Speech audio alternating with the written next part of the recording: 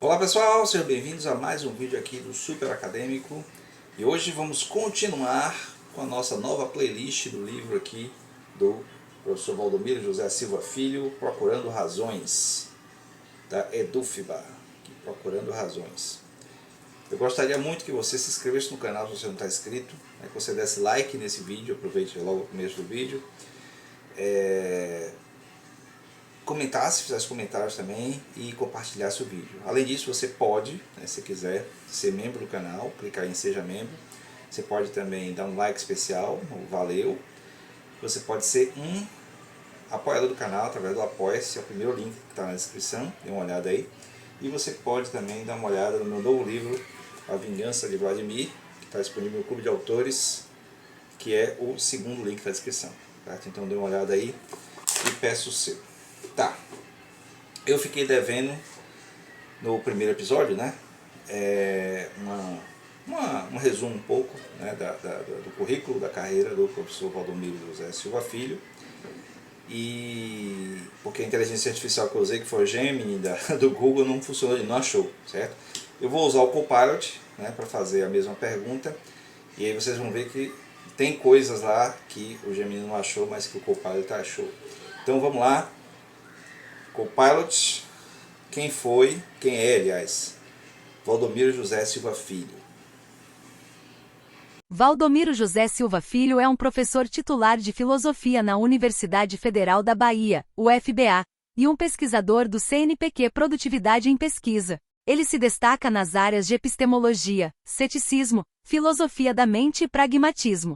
Além disso, Valdomiro foi pesquisador visitante em instituições renomadas como a Harvard University, MIT e Universitat Zuccotti. Ele publicou diversos livros, incluindo Procurando Razões, A Calamidade e Os Dias, um romance que lhe rendeu reconhecimento. Valdomiro também atuou como presidente da Sociedade Brasileira de Filosofia Analítica e integrou a diretoria da Associação Latino-Americana de Filosofia Analítica. Pois bem, vocês viram aí, uma apresentação breve do Valdomiro, quem é ele, o professor Valdomiro. Desculpe se às vezes eu me confundo com esse uso dos nomes, do Valdomiro, que eu conheço ele como Valdomiro, foi meu professor durante muito tempo, mas o correto é falar Silva Filho, que é o autor do livro que a gente está tratando aqui. Então, esse livro, Procurando Razões, hoje a gente vai falar da introdução do livro, certo?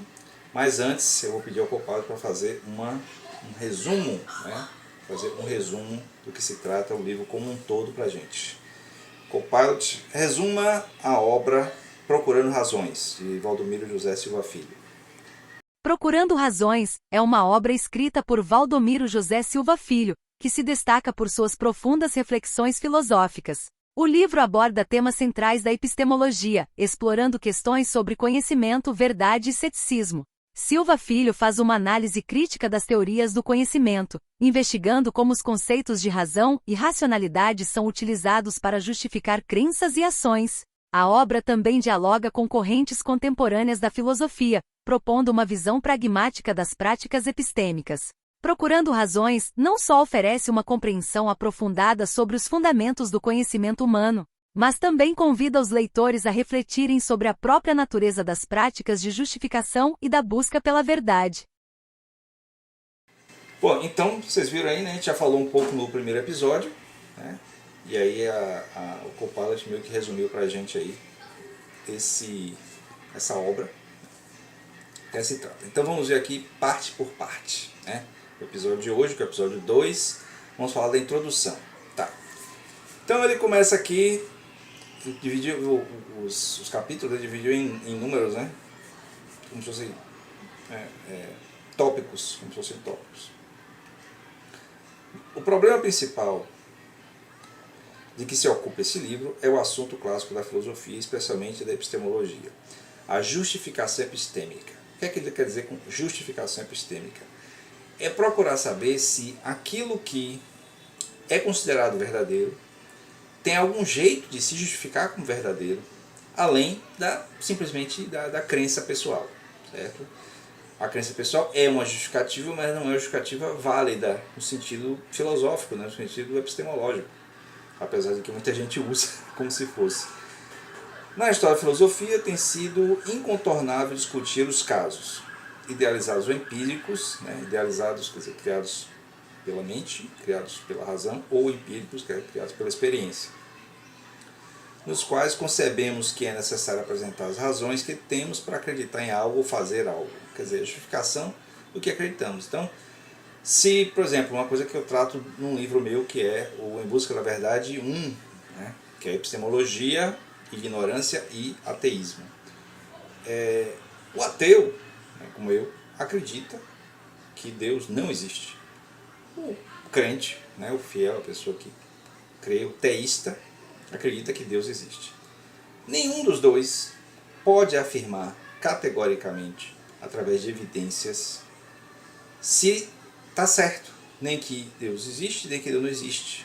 Certo? É um conceito, é uma ideia que é impossível de ser comprovada racionalmente, logicamente. Certo? Por mais que os filósofos medievais tentaram comprovar isso de maneira lógica, através da razão. Mas, no entanto, a validade do discurso, tanto de quem acredita como não acredita, está no fato de que o conjunto de elementos construídos vai validando, pelo menos temporariamente, aquilo que se acredita. É claro que isso é muito mais forte para quem acredita do que para quem não acredita. Quem não acredita, a partir do momento que tivesse algum tipo de evidência empírica da existência, né, acho que, pelo menos eu, não teria problema em mudar de opinião.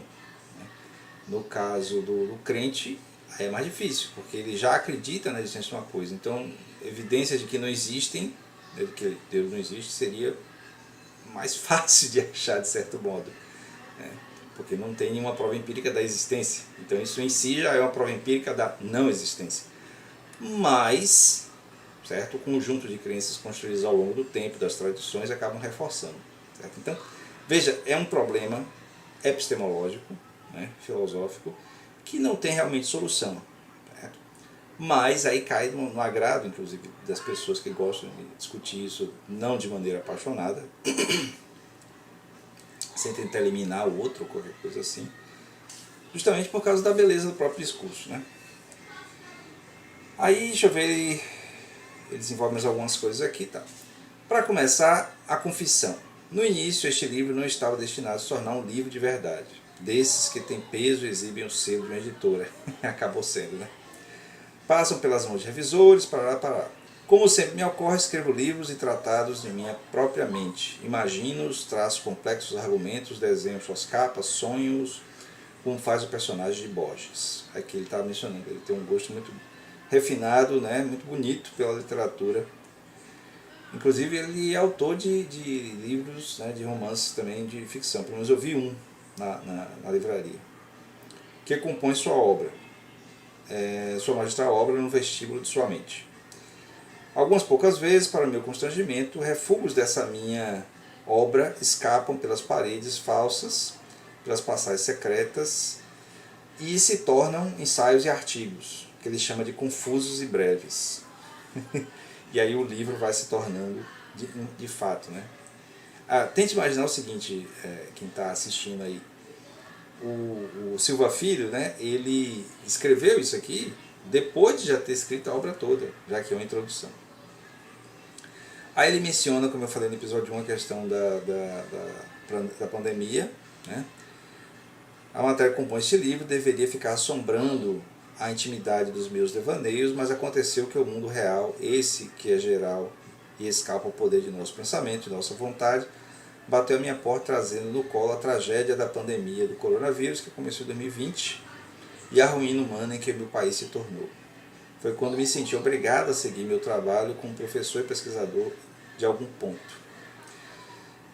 A história. Na claustrofobia do isolamento social durante a pandemia de 2020, eu assistia, primeiro atônito, depois furioso, ao espetáculo de horrores das milhares de vidas sacrificadas e o ensurdecedor som de pés se arrastando sob o comando do ódio, da mentira, da insanidade e do cinismo. Bom, aqui ele está, obviamente, mencionando os governantes na época da pandemia que realmente ficavam negando a pandemia e fazendo com que milhares de seguidores, né, morressem acreditando nessas maluquices. Tá, ok. Eu construiria uma carreira acadêmica quase toda dedicada a investigar e falar sobre aquilo que posso chamar de minha tempestade íntima. Esta é uma expressão usada por um dos personagens da novela de José Eduardo Agualusa, Os Vivos e os Outros. Eu não conheço esse livro, mas pelo título talvez seja... eu acho que eu sei qual é. Minha tempestade íntima é o jogo de dúvida e de certeza que habita em mim. É a sindicância sobre a capacidade que eu tenho, sem ser racional, para julgar meus próprios estados mentais, meus pensamentos, minhas crenças, minhas convicções. Assim, ele está falando de maneira muito pessoal, mas é uma coisa que é parte do argumento dele, porque a maneira como é montado, né, por essa epistemologia, digamos, mentalista, baseada principalmente no ceticismo do Pirro de Eros, né, o ceticismo pirrônico, que é um dos capítulos se chama justamente Ainda é Preciso Ser Neopirrônico, é o capítulo 2, pois o pensador, no caso ele, um pensador que simpatiza com essa linha, nessa maneira de pensar, o que assim, deveria ser mais, né? Ele até fala de um movimento de piedade, né? Pedagógico, né? Um movimento de condução daquele que acha que conhece, né, a verdade, né, sobre tudo, uma verdade sobre as coisas, de reconhecer a sua modéstia no conhecimento, modéstia no conhecer das coisas do mundo. E é esse movimento que ele falou aqui, né, estados mentais, meus pensamentos, minhas crenças, minhas convicções, tal, de colocar sempre em dúvida, né, tempestade íntima, da dúvida e certeza que habitam em mim. Por mais que eu me empenhasse nesse projeto, passados vários anos, o estado no qual eu, ao final, me encontrei poderia ser descrito com termos como confusão, obscuridade e desorientação intelectual. É engraçado, né? Quer dizer, quem lê isso aqui sente que o cara está tendo muita segurança, porque aqui é uma coisa finalística, digamos assim. Lá na conclusão ele depois vai dizer que está terminando porque tem um prazo, que na verdade não termina nunca, né? Um filósofo aturdido com um projeto intelectual possivelmente malogrado, né, que vai dar errado, observando da sacada um mundo em ruínas, derrota, dor, morte, ódio, uma mistura improvável e trágica de Ingmar Bergman, um cineasta sueco. Bom, no determinado momento estava disposto a aceitar o destino do meu fracasso como filósofo e já não acomodava mais o fato de eu não ter o que dizer. Obviamente, isso aí levou ele a produziu, certo? Então, a própria dúvida acabou gerando, o auto-questionamento levou ele à produção. Aí ele fala mais alguns aspectos da literatura do Agualusa, que ele mencionou antes. Com o trabalho de escrever este livro sobre epistemologia, caminhando na corda bamba, sem ter uma rede de proteção. Esta é uma referência ao livro, então ele faz referência a livros de literatura. É uma coisa interessante porque, ao meu ver pelo menos, que sou escritor também de literatura, a literatura, a ficção, ela tem um propósito, além de contar histórias, né, que entretém as pessoas, mas de transmitir ideias, né? E às vezes são ideias que são tão ou mais profundas quanto a da ciência e da filosofia. Então tem um papel propagador muito importante. Deixa eu ver, aí está falando aqui, né, do período de obscuridade vivido no país, tal, e aí acabou gerando essa necessidade de escrever, de produzir e se tornar um pouco mais disciplinado em relação a essa produção. Como se verá, algumas referências serão recorrentes em toda a extensão do livro. O ceticismo tem um papel especial, mas eu uso de um jeito que pode contrariar meus colegas. Ele faz parte de grupos de discussão, grupos de pesquisa, grupos de trabalho, como é chamado no mundo acadêmico, sobre o ceticismo, e aí, como o próprio ceticismo acaba gerando uma possibilidade de expressão individual, né, muito forte, porque acaba sendo sempre essa expressão individual. Então eu acho que, assim, ele, apesar de colocar essa ressalva, mas eu acredito que os colegas, as pessoas dessa mesma área recebem com simpatia, com boa vontade, a produção de um colega que tenta transmitir justamente a partir da própria experiência aquilo que ele aprendeu e ajudando os outros a aprender. Como eu falei, aprender inclusive aprender o mundo e a si mesmo de uma maneira que aprenda que nós, né, cada um de nós, não é capaz de entender o mundo completamente. Né? A gente entende muito brevemente, muito parcialmente, na verdade. Enquanto segue investigando o seu desígnio pessoal, a pessoa cética recorre aos instrumentos da filosofia e permanece aberta ao diálogo sincero com outras pessoas. Veja que, bom, se você não viu o primeiro episódio, dê uma olhada lá, mas no primeiro episódio eu menciono que uma das motivações grandes para ele escrever, né, produzir esse livro, foi justamente o fato de ao estar dialogando com um colega, ele percebeu que muito do que ele achava que era certo, ele achava que sabia, que tinha certeza, ele acabou gerando dúvida. Aqui ele menciona a relação dele com o sexto empírico, que é um outro pensador classificado como cético, né? Ele segue a linha do Pirro de Elis, sexto empírico, esse nome é estranho mesmo, e seus comentadores, incluindo os contemporâneos. Exercícios intelectuais que têm interferido na condução do meu cotidiano de professor de filosofia e de homem comum. Nunca me pareceu que, para um filósofo que busca a verdade e a tranquilidade por meio da suspensão de juízo, fosse um sucesso pretendido. Ele está falando isso porque nesse ceticismo pirrônico, inclusive do sexto empírico, fala-se muito dessa suspensão de juízo como se fosse uma espécie de mecanismo em que aquela suposta certeza que você tem, você suspende ela para buscar uma certeza, né, maior que você sabe que não vai alcançar. Mas essa suspensão de juízo acaba sendo um objetivo por si só. É como se fosse assim, eu estou investigando sobre, por exemplo, a existência ou inexistência de Deus. E chega um momento que eu sei que eu não vou saber, não vou conseguir desdobrar e chegar a uma resposta. Então isso me traria uma certa tranquilidade, eu podendo suspender meu juízo. Mas suspender o juízo antes, né, de fazer a investigação é muito difícil, porque nós somos pessoas normais cheios de certezas. Né? As certezas é que viabilizam a nossa vida cotidiana, mesmo em coisas frágeis. Nesse ponto me afasto dos céticos e das céticas, pois eu não busco a suspensão de juízo como fim da investigação. Talvez eu até venha a suspender o juízo em algum momento, mas isso será um golpe de sorte. Isso. Não é improvável que toda investigação filosófica esteja condenada ao malogro. Eu concordo com isso, tenho que concordar. Todos os meus escritos filosóficos, eles tendem a chegar a conclusões que são anticlimáticas, né? São anticlímax. É por isso que é mais fácil lidar com a sociologia e a antropologia do que com a filosofia. Mas é muito bonito, né?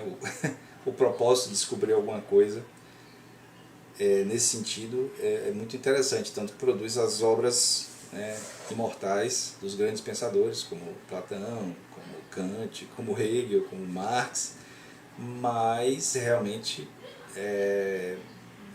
essas obras não resolvem os problemas, né, de fato, os problemas que ele se propõe a colocar. Só coloca novos problemas. Mesmo relatando seu insucesso na busca da verdade, justamente por isso, vi no exemplo do ceticismo um meio para me manter ponderado, razoável, cuidadoso, caritativo, caridoso seria melhor, né? Lidar com a própria derrota, ainda que eu não me desculpe por ela. Isso é interessante porque, assim, eu pessoalmente como um ex-aluno, né, um pupilo, um seguidor, de certo modo, dos aprendizados dele, posso dizer que realmente o fato de eu poder me colocar em dúvida sobre muitas coisas que às vezes parecem tão certas, me permite ser um pouco mais humilde em relação àquilo que eu acredito. Ou até, né, diminuindo para ser somente o que eu acredito, não necessariamente a verdade. é claro, sempre aberto a que o outro possa dizer uma coisa que possa melhorar o meu nível de compreensão daquela verdade. Bom, aí aqui ele vai explicar um pouco a obra passo a passo, né? São todos em formato ensaio, os capítulos. Tá? 4 capítulos, ele está explicando aqui a parte mais procedimental aqui da introdução, o que cada capítulo trata. Isso como a gente vai desenvolver ao longo dos episódios, não faz sentido fazer esse resumo aqui. E de certo modo o Copilot meio que resumiu um pouco para a gente também. Tá, os autores de referência com que ele trata.